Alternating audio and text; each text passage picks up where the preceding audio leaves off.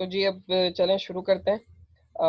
Last class के अंदर जो है मैंने आपको ये बताया था कि बूटस्ट्रैप को हम इम्प्लीमेंट कैसे करते हैं। अगर आपने वो जो क्लास है वो नहीं देखी है तो काइंडली उसको देख लीजिएगा।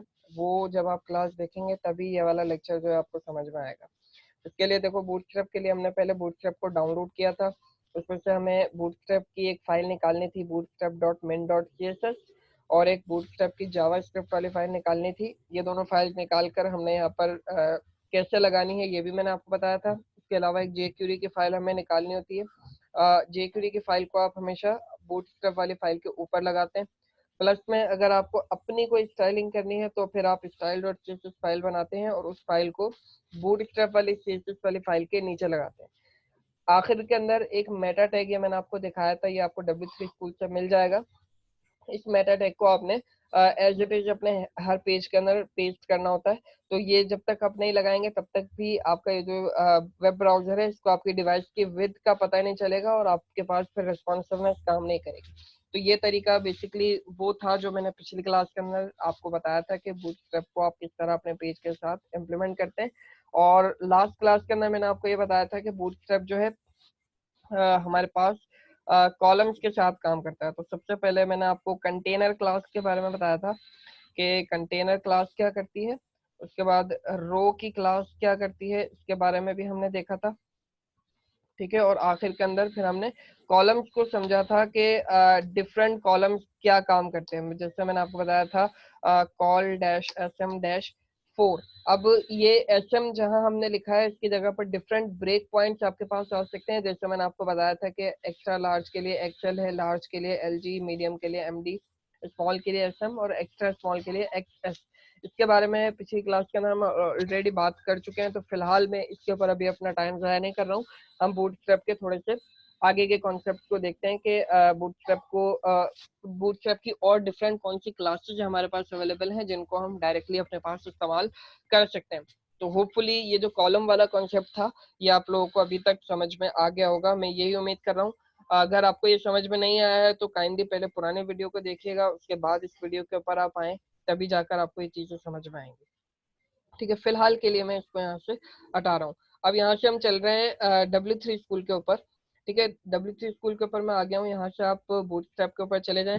अब बूटस्ट्रैप 3 पुराना वर्जन है और बूटस्ट्रैप 4 जो है नया वर्जन है। मैंने आपको ये भी बताया था कि बूटस्ट्रैप 5 भी अब लॉन्च हो चुका है, लेकिन अभी वो अल्फा वर्जन में है, अभी वो टेस्टिंग फेज में है, वो कम्प्लीटली तौर पर अवेलेबल नहीं है। तो फिलहाल के लिए हम बूटस्ट्रैप 5 को जो है अपनी वेबसाइट वगैरह में इस्तेमाल नहीं करेंगे, क्योंकि मे बी अभी उसके अंदर बग्स वगैरह हों।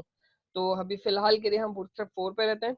मे बी आने वाले 6 महीने में, 8-10 महीने में या साल भर बाद फिर उसके बाद आप बूटस्ट्रैप 5 का ही इस्तेमाल करेंगे। बहुत ज़्यादा डिफरेंस नहीं होता है, जैसे बूटस्ट्रैप 3 था उसी को थोड़ा सा एनहेंस करके बूटस्ट्रैप 4 कर दिया। इसमें थोड़ी ज़्यादा अच्छी चीज़ें थी, उससे ज़्यादा ये फास्ट फिर एक्सेस दे रहा था इससे।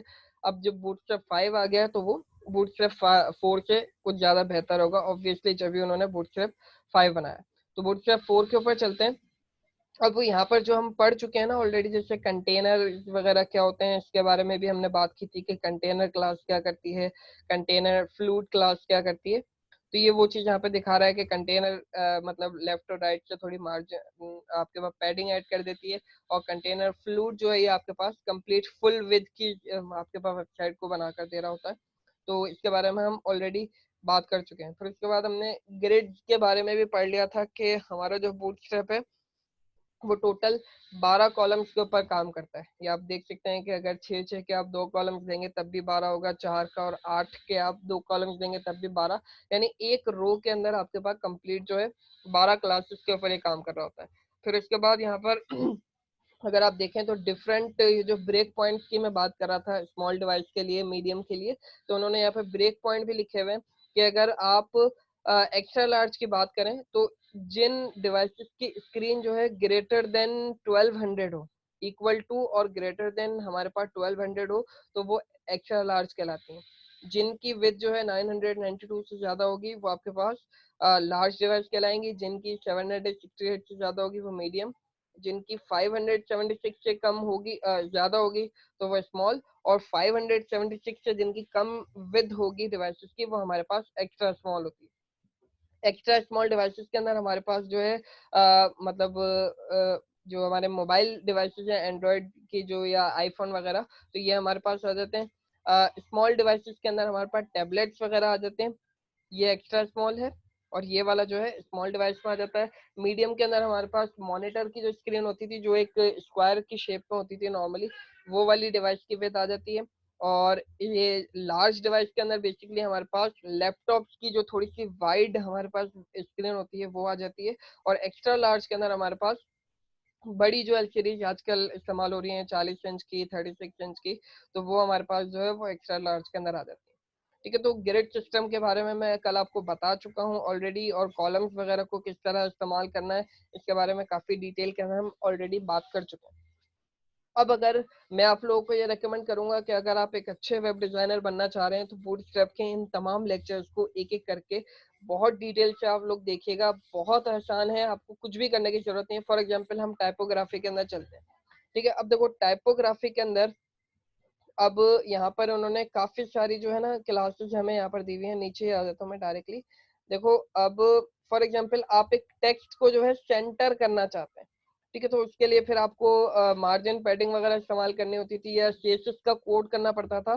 तो अब जो है यहाँ पर सेंटर में करने के लिए आपको कोई कोड वगैरह करने की जरूरत नहीं है। आप डायरेक्टली देखो सिंपल क्या कर सकते हो, आप एक पी टैग बनाओ। चलो मैं आपको करके दिखाता हूँ।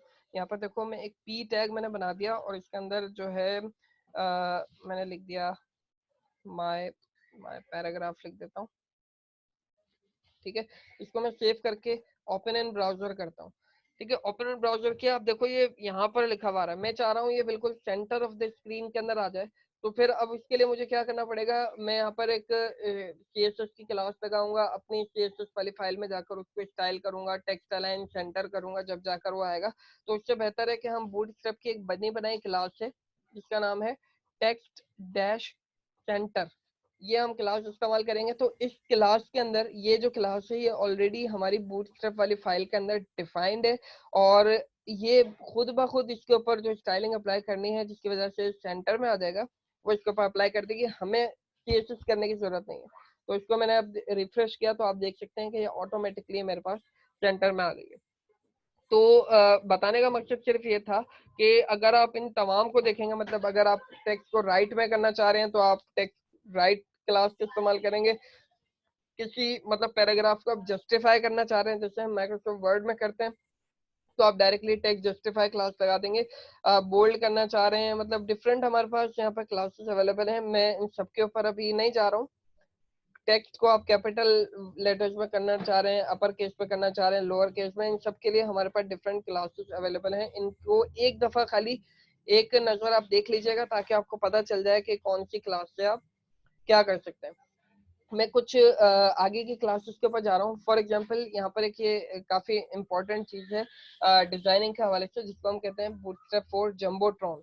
अब बेसिकली जंबोट्रॉन क्या होता है, मैं यहाँ से देखो इस डिव को जो है कॉपी कर रहा हूँ, और यहाँ से मैं यहाँ लाकर पेस्ट कर रहा हूँ। अब देखो इसके अंदर कुछ भी नहीं है बेसिकली।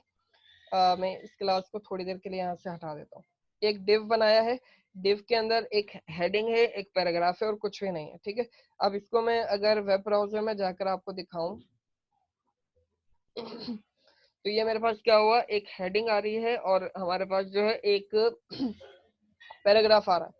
आप इसको थोड़ा सा खूबसूरत करना चाह रहे हैं, एक हेडर टाइप का बनाना चाह रहे हैं, तो सिंपली आप यहाँ पे क्या लिखेंगे, जम्बोट्रॉन, जम्बोट्रॉन। ठीक है, ये क्लास एक ऑलरेडी बनी हुई है बूटस्ट्रैप के अंदर, आपने सिर्फ इसको क्लास देनी है जम्बोट्रॉन। अब देखिएगा क्या होता है, मैं इधर आकर इसको रिफ्रेश करता हूँ तो देखें इसने मेरे हमारे लिए खुद से एक खूबसूरत सा एक हेडर बना दिया है।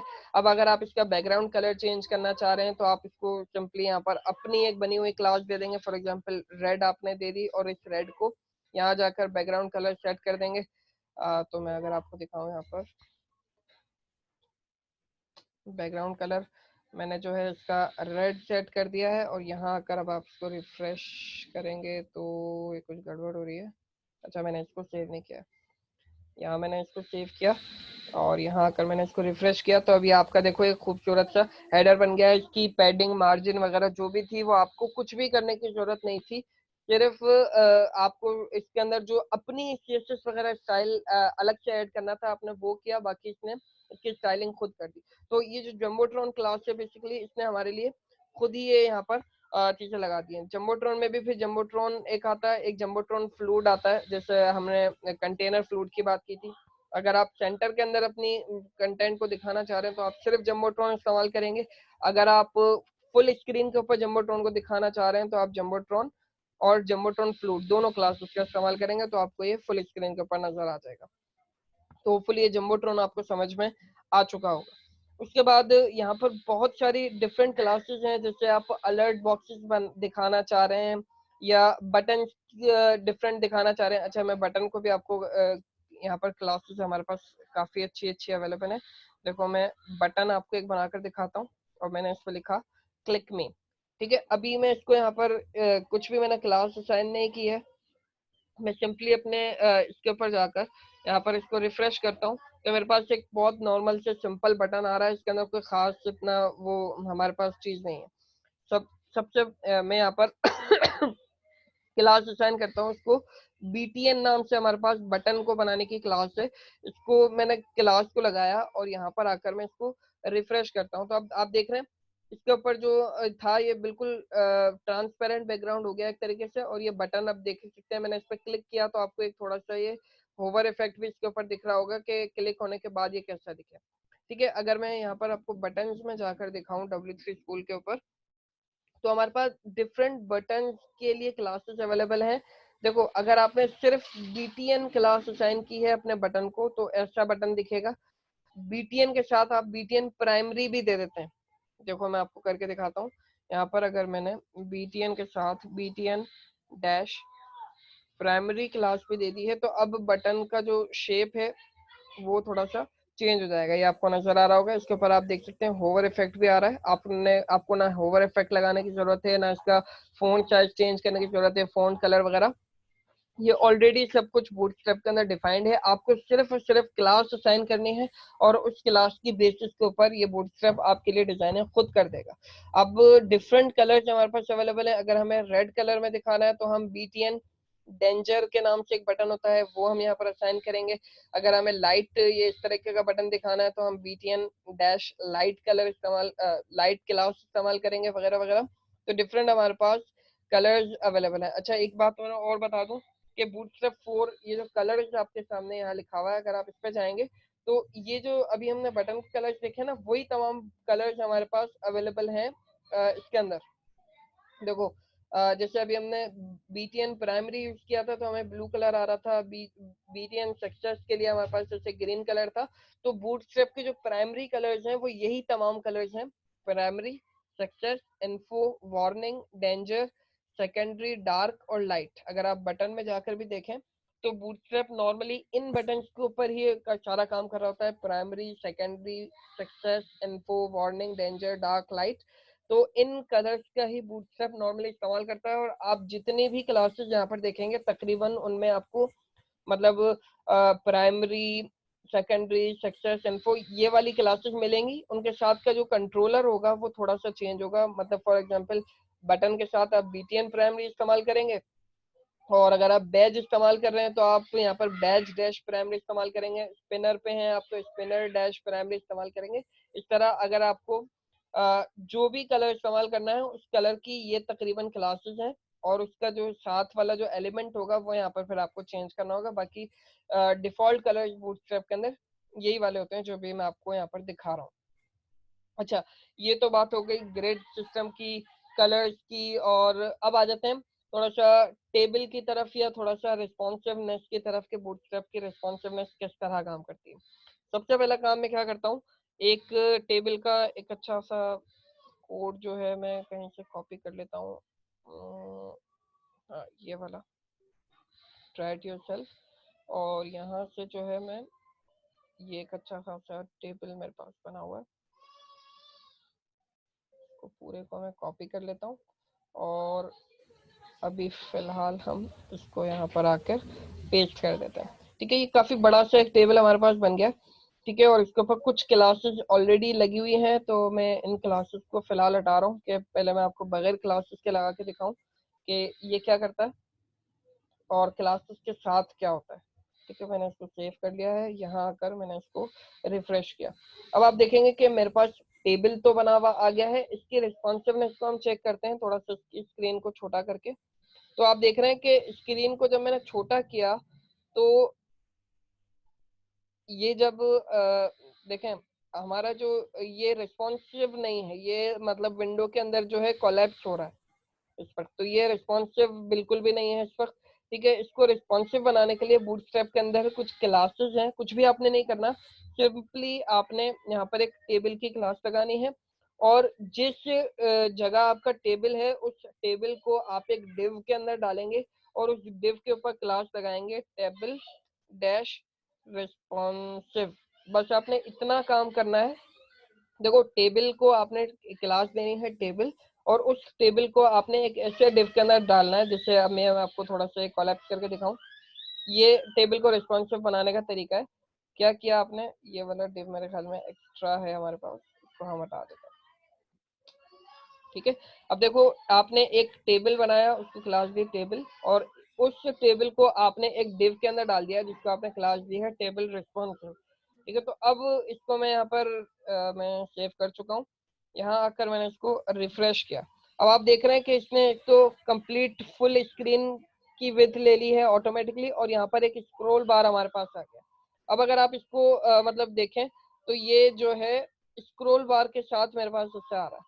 अब ऐसा करते हैं, मैं जो है यहाँ पर इस डिव को एक और डिव यहाँ में ले रहा हूँ ताकि आपको रिस्पॉन्सिवनेस समझ में आए कि ये रिस्पॉन्सिव हो गया है। और इस डिव को मैं क्लास असाइन करूंगा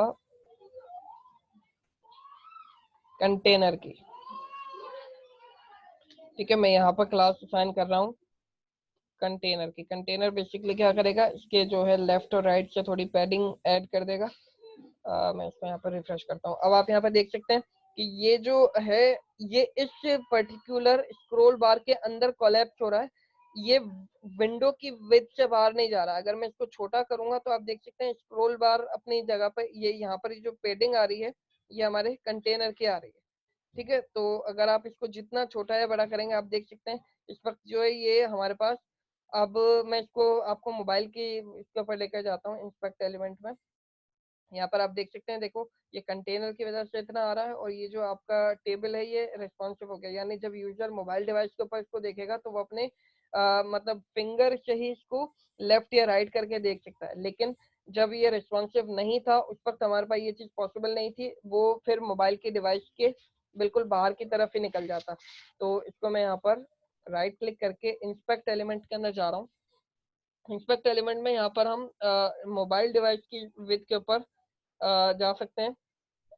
यहाँ पर देखो ये मतलब दिखा रहा है कि कितनी विड्थ की हम यहाँ पर बात कर रहे हैं। तो जब हम ग्रिड सिस्टम में थे बूटस्ट्रैप की, तो वहां पर जब हमने पढ़ा था कि मोबाइल डिवाइस की जो विड्थ होती है वो नॉर्मली हमारे पास 576 से कम पर शुरू होती है। तो इंस्पेक्ट एलिमेंट में जाने के बाद आप यहाँ से इसको जब छोटा कर देंगे तो आप ये डिफरेंट डिवाइस की विड्थ के ऊपर यहाँ पर जा सकते हैं। अभी देखें 783 है।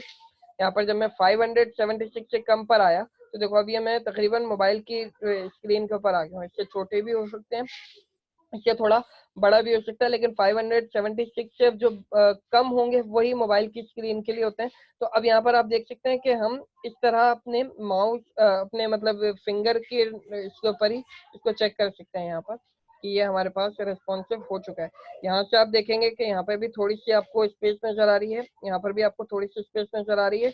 अब मोबाइल के ऊपर ही मैं आपको ये वाली जो क्लासेस हैं ये हटाकर दिखाता हूँ। टेबल रिस्पॉन्सिव भी मैंने क्लास हटा दी और यहाँ से मैंने ये क्लास भी हटा दी है। और अब इसको हम यहाँ पर चेक करते हैं मोबाइल के ऊपर। तो अब आप देख सकते हैं कि क्या हुआ, ये इस वक्त जो है कुछ आपके पास ये रिस्पॉन्सिवनेस खत्म हो गई है और ये टेबल जो है मोबाइल की डिवाइस से समझ लो बाहर ही निकल गया एक तरीके से। जो हमारा ऊपर वाला हेडर था वो आप देख सकते हैं कि ये अपनी जगह पे जम्बोट्रॉन जो है खत्म तो हो गया, लेकिन टेबल जरूरत से ज्यादा इसके अंदर डेटा था, इसीलिए ये रिस्पॉन्सिवनेस, क्योंकि हमने इस पर कोई क्लास इस्तेमाल नहीं की है तो ये मोबाइल की डिवाइस से एक तरीके से बाहर की तरफ निकल गया। तो इसको रिस्पॉन्सिव बनाने के लिए हमारे पास दो क्लासेस हैं। होपफुली ये चीज जो मैं समझाना चाह रहा था कि टेबल को किस तरह हम रिस्पॉन्सिव करते हैं, वो आप लोगों के समझ में आ गया होगा। ये जो स्क्रॉल बार है, ये विंडो का स्क्रॉल बार नहीं आया है, बल्कि ये वाला जो स्क्रॉल बार है ये सिर्फ और सिर्फ टेबल के लिए ये स्क्रॉल बार आया है। और वैसे अगर हम मतलब वो क्लासेस हटाकर इसको स्क्रॉल करेंगे तो वो कंप्लीट विंडो हमारे पास स्क्रॉल हो रही है। तो होपफुली ये जो कॉन्सेप्ट है टेबल से रिलेटेड, ये आपको समझ में आ गया होगा कि टेबल को किस तरह रेस्पॉन्सिव हम कर सकते हैं। इसके अलावा अब ये डिफरेंट चीजें हैं, ये जैसे बटन में आपको बता चुका हूँ। अलर्ट्स को भी आप चाहें तो देख सकते हैं, ये इतने ज्यादा इंपॉर्टेंट नहीं है, लेकिन आप मैं रिकमेंड तो ये करूंगा कि आप इनको एक दफा जरूर देख लीजिएगा ये किस तरह काम करता है। अब मैं यहाँ से डायरेक्टली जा रहा हूँ नेव बार की तरफ। नेव बार बूटस्ट्रैप की काफी ज्यादा इंपॉर्टेंट है, और तकरीबन अब जितनी भी वेबसाइट बन रही हैं सबके अंदर बूटस्ट्रैप की नेव बार ही हम इस्तेमाल करते हैं। इसमें डिफरेंट नेव बार के कोड्स अवेलेबल हैं, आप चाहें तो इनको एक एक करके चलाकर देख सकते हैं। मैं डायरेक्टली ये वाली जो नेव बार है ये रिस्पॉन्सिव नेव बार होती है, ये मैं डायरेक्टली इस्तेमाल करके आपको दिखा रहा हूँ। मैं पूरे का कोड जो है यहाँ से कॉपी कर रहा हूँ। ठीक है, मैंने इसको कॉपी किया, और यहाँ पर जो हमारा जम्बोट्रॉन था, जम्बोट्रॉन से भी ऊपर मैं इसको यहाँ पर पेस्ट कर रहा हूँ। ठीक है, इसका मैं थोड़ी सी सेटिंग कर लेता हूँ। हाँ, ये ठीक है। अब देखो यहाँ पर हमें अभी इसके अंदर ना बूटस्ट्रैप की बहुत सारी क्लासेस अवेलेबल है, जैसे नेव बार है, नेव बार एक्सपेंड, एमडी, बीजी ब्रेक, नेव बार डार्क। इन सब के बारे में आपको हर क्लास के बारे में आपको पता हो ऐसा जरूरी नहीं है, सिर्फ इसकी जो मेन चीजें हैं वो आपको पता होनी चाहिए। जिससे पहले मैं आपको इसकी फंक्शनैलिटी दिखा देता हूँ कि ये करती क्या है। हम यहाँ आते हैं, और यहाँ आकर मैंने इसको रिफ्रेश किया। अब देख सकते हैं यहाँ पर एक नेव बार मेरे पास आ गई है। अभी मैं मोबाइल की स्क्रीन के ऊपर हूँ मोबाइल की स्क्रीन के ऊपर हूँ। मैं इस पर जब क्लिक करता हूँ तो ये मेरे पास देखो एक कोलैप्सेबल एक मेन्यू आ चुका है। ठीक है, और जब मैं इसको यहाँ से बड़ी स्क्रीन के ऊपर जाता हूँ, ये बड़ी स्क्रीन के ऊपर आ कैसे रहा है ये भी मैं आपको समझाता हूँ। अभी देखो, जब हम बड़ी स्क्रीन के ऊपर आए हैं तो वो बटन यहाँ से गायब हो गया है, और जो लिंक्स थे वो ऑटोमेटिकली हमें नेव बार के अंदर नजर आ रहे हैं। तो इस तरह की नेव बार आपने अक्सर वेबसाइट के ऊपर देखी होगी। उसकी वजह क्या है, देखो यहाँ पर ये क्लास इस्तेमाल की हुई है नेव बार एक्सपेंड एमडी।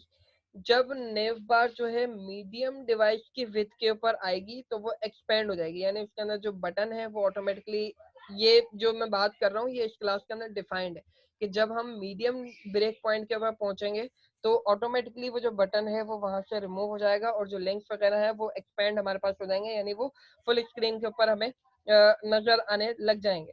तो होपफुली ये चीज आपको समझ में आ रही होगी कि मैं क्या कहना चाह रहा हूँ। इसको आप यहाँ पर चेक भी कर सकते हैं। अगर मैं यहाँ पर एमडी हटाकर एलजी कर देता हूँ फॉर एग्जांपल, तो अब देखो क्या होगा कि मीडियम के ऊपर भी हमारे पास ये आ रहा है, अभी मीडियम डिवाइस के ऊपर भी ये आ रहा है। जब मैं लार्ज डिवाइस की विड्थ के ऊपर पहुंचूंगा तब ये जाकर एक्सपेंड होगी। अब आप देख सकते हैं कि ये लार्ज के ऊपर एक्सपेंड हो रही है, मीडियम के ऊपर से हटाकर मैंने इसको लार्ज पे कर दिया। तो अभी हम मीडियम के ऊपर है। ठीक है, और जैसे ही मैं यहाँ से लार्ज डिवाइस के विड्थ के ऊपर पहुंचूंगा तो ये मेरे पास एक्सपेंड हो जाएगी। ठीक है, इसी तरह अभी इसका मैं इसको दोबारा मीडियम कर देता हूँ, क्योंकि नॉर्मली हम मीडियम के ऊपर ही रखते हैं। आप चाहें तो स्मॉल भी इस पे करके देख सकते हैं। बीजी डार्क है, अगर मैं इस क्लास को हटा दूंगा तो फिर मेरे पास ये जो डार्क कलर आ रहा है मेरे ख्याल में ये नहीं आएगा। अब ये जो है मेरे पास एक तरीके से वाइट में ना इसको कट कर रहा हूँ। यहाँ पर अगर आप देखें ये लिंक यहाँ पर मौजूद है, लेकिन मैंने जो क्लास हटा दी है उस वजह से आ रहा है। अगर मैं इस क्लास को भी यहाँ पर हटा दूँ तो फिर अब क्या होगा, यहाँ पर ये जो लिंक्स वगैरह हैं ये मुझे नजर आए। ये नेव बार इस वक्त भी काम कर रही है, सिर्फ इसके जो बैकग्राउंड कलर्स वगैरह हैं वो यहाँ पर काम करना अभी बंद कर दिए। तो होपफुली ये चीज आपको समझ में आ रही होगी। अच्छा, आप चाहें तो इस पर अपने कलर्स वगैरह भी लगा सकते हैं। यहाँ पर अपनी एक क्लास को यहाँ पर डिफाइन करें, और उसको जाकर अपनी CSS की फाइल में फॉर एग्जांपल आप इसको रेड कलर देना चाह रहे हैं, येलो कलर देना चाह रहे हैं, इसका होवर आप चेंज करना चाह रहे हैं, तो वो तमाम चीजें आप लोगों को पता है। मैं ज्यादा CSS के ऊपर अभी जाना नहीं चाह रहा हूँ। फिर यहाँ पर हम आते हैं नेक्स्ट नेव बार ब्रांड के ऊपर। नेव बार ब्रांड मतलब ये जो आपका नेव बार का जो टाइटल होगा, ये आपकी वेबसाइट का जो नाम होगा, नॉर्मली वेबसाइट का नाम यहाँ पे आ रहा होता है, तो वो आप यहाँ पर देंगे तो वो ऑटोमेटिकली इसका जो फोन साइज है वो थोड़ा बड़ा हो जाएगा वो बाकी लिंक से थोड़ा सा डिफरेंट दिखेगा, क्योंकि इसके ऊपर नेव बार ब्रांड की क्लास लगी हुई है। अब ये वाला जो हिस्सा है बटन का बटन का जो ये जो हमें कोलैप्सिबल बटन यहाँ दिख रहा है स्क्रीन को छोटा करने पर, ये एक मिनट मैं सेव नहीं किया इसको, तो सेव करता हूँ। यहाँ आकर मैंने रिफ्रेश किया, अब ये जो बटन मेरे पास आ रहा है ये बटन की कोडिंग यहाँ पर हुई हुई है। अब देखो बटन के अंदर यहाँ पर हमने जो मेन चीज मैं आपको समझाना चाह रहा हूँ, इसके ऊपर एक क्लास सॉरी एक एट्रीब्यूट एचटीएमएल का लगा हुआ है जिसका नाम है डेटा टोगल। डेटा टोगल का मतलब क्या होता है कि आप टोगल का मतलब मैं आपको समझा रहा हूँ कि टोगल का मतलब होता है एक चीज पे आप क्लिक करें तो कुछ काम हो, उस पर दोबारा क्लिक करें तो पहले वाला काम जो है वो खत्म हो जाए। तो टोगल का मतलब ये होता है कि स्विच करना, एक एक जगह से दूसरी जगह और दूसरी जगह से दोबारा पहली जगह स्विच करना, ये टॉगल होता है। तो हमने यहाँ पर एक एट्रीब्यूट है एचटीएमएल का, उसके अंदर हमने वैल्यू दी है कोलैप्स, ठीक है। और डेटा टारगेट हमने इसको दिया है कि कोलैप्सिबल नेव बार, यहाँ पर हमने एक आईडी असाइन की है। और यहाँ पर अगर आप नीचे देखें हमने एक डिव बनाया हुआ है, इस डिव को हमने आईडी दी हुई है कोलैप्सिबल नेव बार। देखो समझने की कोशिश करना कि इस पर्टिकुलर डिव को, यानी ये जो डिव आपके सामने है, एक मिनट में अगर दिखाऊं आपको, इस डिव के अंदर जो है हमारा पूरा का पूरा कोड किया हुआ है। इस डिव में हमारा वो कोड हुआ है जो हमारी एक्चुअल नेव बार है। मैं इसकी थोड़ी सी सेटिंग कर लूं, ठीक है। अब देखो इस वाले डिव के अंदर हमारे जो लिंक्स आ रहे हैं, जो तीनों लिंक्स आ रहे हैं वो इस पर्टिकुलर डिव के अंदर है। मैं इसको यहाँ पर थोड़ा सा कोलैप्स कर लेता हूँ। अब देखो इसको हमने क्लास दी हुई है, सॉरी आईडी दी हुई है कोलैप्सिबल नेव बार। बटन पर जब क्लिक हो तो डेटा टॉगल हमने इसको दिया हुआ है कि वो कुछ किसी चीज को टॉगल करेगा। अब वो किस डेटा को टारगेट करेगा, वो टारगेट करेगा इस पर्टिकुलर आईडी को जो हमने इस डिव को असाइन की हुई। यानी जब हम इस पर्टिकुलर बटन पे क्लिक करेंगे तो वो टॉगल करेगा इस पर्टिकुलर डिव को, और जब हम उस बटन पे दोबारा क्लिक करेंगे तो फिर भी वो टारगेट करेगा इस पर्टिकुलर डिव के ऊपर। एक दफा हम क्लिक करेंगे तो वो उसको शो करेगा, दोबारा से हम उस पर क्लिक करेंगे तो वो उसको हाइड करेगा। ये हमारे पास काम होता है टॉगल का। तो होपफुली समझ में आ गया होगा, क्योंकि टॉगल जो है अब काफी ज्यादा इस्तेमाल होता है, जावास्क्रिप्ट के अंदर भी इस्तेमाल होता है, बूटस्ट्रैप के अंदर इसकी बनी बनाई ऑलरेडी क्लासेस अवेलेबल है। अगर आप चाह रहे हैं ये काम खुद से करना जावास्क्रिप्ट में तो आप सर्च कर सकते हैं इसको, बूट W3 स्कूल के ऊपर ही आपको मिल जाएगा कि टॉगल किस तरह करवाते हैं आप किसी चीज को। तो यहाँ पर हमें जावास्क्रिप्ट का कोड करने की जरूरत नहीं है क्योंकि हम बूटस्ट्रैप इस्तेमाल कर रहे हैं और बूटस्ट्रैप के अंदर ऑलरेडी ये तमाम चीजें डिफाइंड होती हैं। तो होपफुली ये नेव बार किस तरह काम कर रही है आपको समझ में आ गया होगा। अब आप अपने लिंक्स अगर इधर डालना चाह रहे हैं तो आपको कुछ भी नहीं करना है, सिंपली आप यहाँ पर ये जो लिंक के नेम्स वगैरह दिए हुए हैं, जैसे हमने लास्ट टाइम जो नेव बार बनाई थी होम अबाउट और ये जो था कॉन्टैक्ट, और यहाँ पर फिर हम एचएरएफ के अंदर इनके लिंक्स वगैरह दे देंगे। मैंने इसको सेव किया, यहाँ आकर मैं इसको रिफ्रेश करता हूँ। अब आप यहाँ पर देखेंगे कि आपने जो लिंक्स यहाँ पर बनाए थे वो यहाँ पर अवेलेबल है।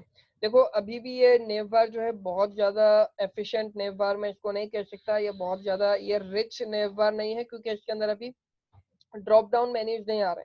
तो ड्रॉप डाउन मेन्यूज भी अगर आप इस्तेमाल करना चाह रहे हैं तो आप यहाँ पर देख सकते हैं कि ड्रॉप डाउन लिंक का भी यहाँ पर एक हमारे पास चीज अवेलेबल है। तो आपको क्या करना होगा, सिर्फ ये जो ड्रॉप डाउन वाला कोड है ये इस्तेमाल करना होगा आपने अभी जो नेव बार इस्तेमाल की है उसके अंदर। तो ये मैं आपको करके नहीं दिखा रहा हूँ, ये मैं आपको आपके ऊपर छोड़ रहा हूँ कि आपको खुद से ट्राई करना है, ताकि थोड़ी बहुत प्रैक्टिस आप खुद से करेंगे मतलब इनको इस्तेमाल करने की, तो आपकी भी थोड़ी सी ज्यादा प्रैक्टिस हो जाएगी और आप इसको ज्यादा अच्छे से समझ पाएंगे कि ये किस तरीके से काम करता है। तो होपफुली यहाँ तक आप अभी तक जो मैंने चीजें बताई हैं वो तमाम चीजें आपको समझ में आ चुकी होंगी। अगर ठीक है, अब इसके बाद अगर हम देखें तो यहाँ पर हमारे पास क्या है। अच्छा, कोशिश करके आप लाजमी तौर पर यहाँ से एक एक क्विकली देख लीजिएगा कि किस तरह यहाँ पर चीजें होती है। अच्छा हाँ, इमेजेस रह गई, इमेजेस के ऊपर जल्दी से आ जाते हैं। देखो बूटस्ट्रैप की इमेजेस, अब आपके पास कोई भी जैसे इमेज इस्तेमाल की हुई है, फॉर एग्जांपल मैं इसको क्विकली यहाँ से कॉपी कर लेता हूँ और ओके थोड़ा सा नीचे ही आ रहा हूँ यहाँ पर मैं पेस्ट करता हूँ और ये हमारी जो इमेजेस हैं वो इमेजेस के फोल्डर के अंदर फॉर एग्जांपल apple.jpg ये रखी हुई है। मेरे ख्याल में यही है, नाम वगैरह सही हो इसका। यहाँ आकर मैं इसको रिफ्रेश करता हूँ तो इमेज तो मेरे पास आ गई है, लेकिन इसका साइज बहुत बड़ा आ रहा है। तो मैं बस जल्दी से यहाँ पर इनलाइन स्टिचेस कर रहा हूँ। इसकी जो विड्थ है तो हम यहाँ पर दे रहे हैं 300 पिक्सल, ठीक है। और इसकी जो हाइट है वो हम यहाँ पर दे रहे हैं 400 पिक्सल, ठीक है। यहाँ आकर मैंने इसको रिफ्रेश किया तो हाइट बहुत ज़्यादा हो गई है।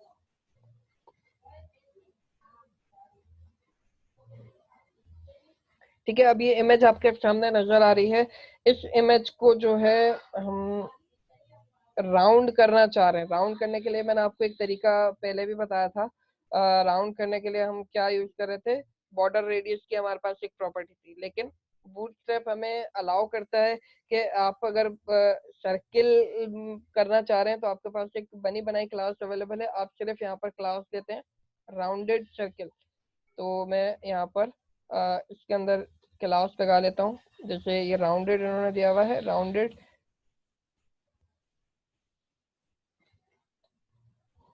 डैश सर्किल के नाम से, ठीक है। इसको मैंने सेव किया।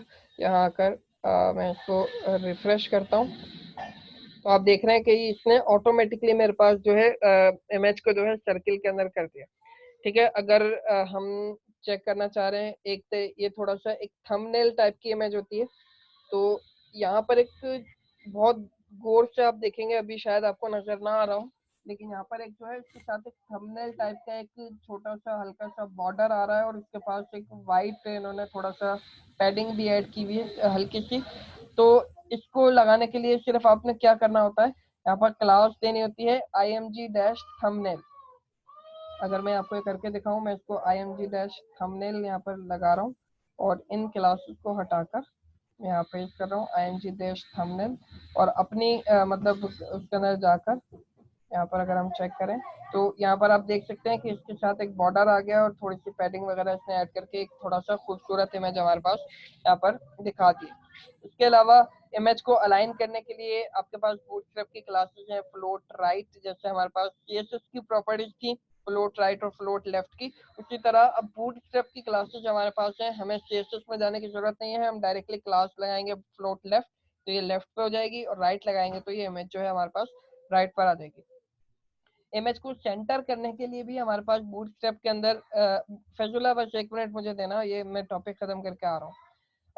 यहाँ पर हमारे पास जो है एक ये क्लास है mx auto D block. mx auto का मतलब ये होता है कि मार्जिन एक्स एक्सिस के ऊपर, यानी हॉरिजॉन्टल मार्जिन हम ऑटो कर रहे हैं, यानी लेफ्ट और राइट से मार्जिन जो है ऑटो। और डी ब्लॉक का मतलब ये है डिस्प्ले ब्लॉक। क्लास के अंदर हमने ये चीजें पढ़ी थी कि ये क्या होती हैं, डिस्प्ले ब्लॉक के बारे में भी देखा था, और मार्जिन एक्स एक्सिस के ऊपर और वाई एक्सिस के ऊपर हमने जब ऑटो करके देखी थी उस पर तो हम ऑलरेडी बात कर चुके हैं। तो अगर मैं इमेज को सेंटर में लाना चाह रहा हूँ तो बूटस्ट्रैप की सिर्फ हम ये दो क्लासेस लगाते हैं, एमएक्स ऑटो और डी ब्लॉक। तो इमेज जो है ऑटोमेटिकली, मैं यहाँ पर एक बी आर का टैग यूज कर देता हूँ ताकि ये बटन जो है नीचे चला जाए। यहाँ आकर मैंने इसको रिफ्रेश किया तो आप देख सकते हैं कि ये इमेज जो है मेरे पास सेंटर के अंदर आ गई है। एक्स एक्सिस से यहाँ पर दोनों तरफ से मार्जिन ऑटो आ गई है और डिस्प्ले ब्लॉक ने इसको एक जगह पर सेट कर दिया। तो होपफुली ये इमेज से रिलेटेड चीजें आपको समझ में आ चुकी होंगी। बाकी जो बूटस्ट्रैप की चीजें हैं वो आप खुद से जो है वहां पर पढ़ेंगे, एक एक करके चीजों को देख लीजिएगा, काफी ज्यादा आपको हेल्प मिलेगी और काफी सारी चीजें आपको समझ में आएंगी। कुछ भी मुश्किल नहीं है बूटस्ट्रैप में, सिर्फ आपको ये पता होना चाहिए कि कौन सी क्लास क्या काम करती है, और बस बूटस्ट्रैप का सिर्फ इतना काम है। बहुत आसान है बूटस्ट्रैप को इस्तेमाल करना।